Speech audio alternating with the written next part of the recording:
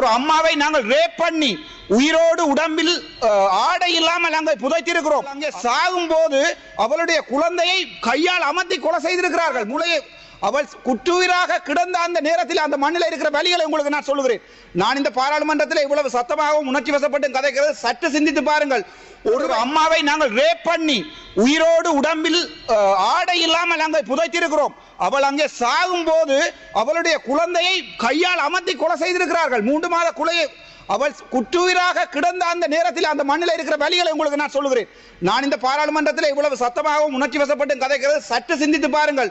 ஒருவை உங்களுக்கு கிருஷாந்தி படுகொலை தெரியும். ஒருத்தியை 4 மணியிலிருந்து இரவு 11 மணி வரைக்கும் ரேப் பண்ணி அவளுடைய குழந்தையை கையால் அமைத்து கொலை செய்து அதன் பிறகு அவள் குற்றுயிராக கிடக்கும் போது 3 அடி பள்ளத்திலே போட்டு அவளுடைய உயிர் அப்போது இருக்கிறது. குழந்தையை கொண்டு நெஞ்சில் போடும் போது அந்த எலும்பு கூடு அந்த குழந்தையை கட்டி அணைத்தவாறு தான் அந்த இடத்துல இருக்கிறது.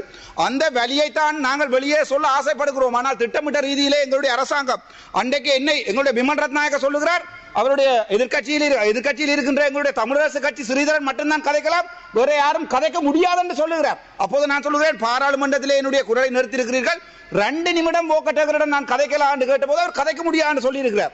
ஆனால் நான் கதைத்திருக்கிறேன். அதன் பிறகு செம்மணிக்கு கூட்டி சென்ற போது செம்மணியிலே அங்கிருந்து அவரை வெளியேற்றுவதற்காக வாகனம் தயார் செய்யப்பட்டிருக்கிறது. நான் போய் கதைத்து, ஐயா 15000 மக்கள் அங்கே அழுகிறார்கள் வந்து பாருங்கள் என்று சொன்ன போதுதான் அங்கே அவர்களை கூட்டி வந்து காட்டக்கூடிய நிலைமை எங்களுக்கு இருந்தது. என்ன கவலை என்றால், எங்களுடைய அமைச்சர் சந்திரசேகர் அன்றைக்கு செருப்பு இல்லாமல் ஓடினார். அவருடைய செருப்பு என்னுடைய காரில் இப்பவும் இருக்கிறது, சப்பாது வந்து எடுத்துக்கொள்ளலாம்.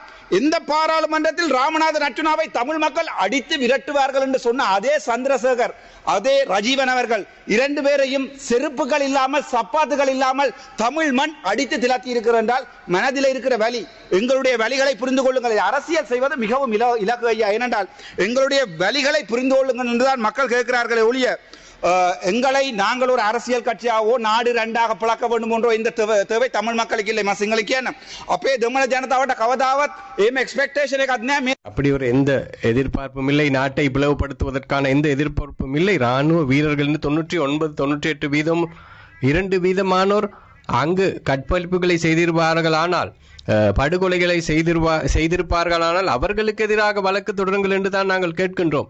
நாமல் ராஜபக்சனுடைய நண்பர் என்று சொன்ன பொழுது, ஆம், அவர் என்னுடைய அரசியல் நண்பர்.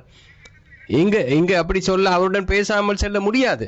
ஆனால் எமது தமிழர்கள் கொன்றவருக்கான பொறுப்பை அவருடைய தந்தையார் ஏற்க வேண்டும். அவர் யுத்தத்தை வென்றார், அதில் எந்த பிரச்சனையும் இல்லை, அது அவருடைய அரசியல். அவர் சிங்கள தரப்பு பற்றி தான் அவர் பேச வேண்டும். நான் என்னுடைய தமிழ் தரப்பு பற்றி தான் பேச முடியும். தமிழர்களை நேசிக்க வேண்டும், சிங்களவர்கள் நேசிக்க வேண்டும் என்று பேச முடியாது. உண்மையை தான் என்னால் பேச முடியும். அங்கு 33 எச்சங்கள் இருப்பதாக சொல்லப்படுகின்ற ஒரு அமைச்சர் சொல்கின்றார், அரசன் நாணயக்காரர் சொல்கின்றார், அவை பேசியவை என்று சொல்கின்றார். ஏதாவது ஒரு இடத்தில் மக்களுடைய 33 சடலங்கள் ஒரே இடத்தில்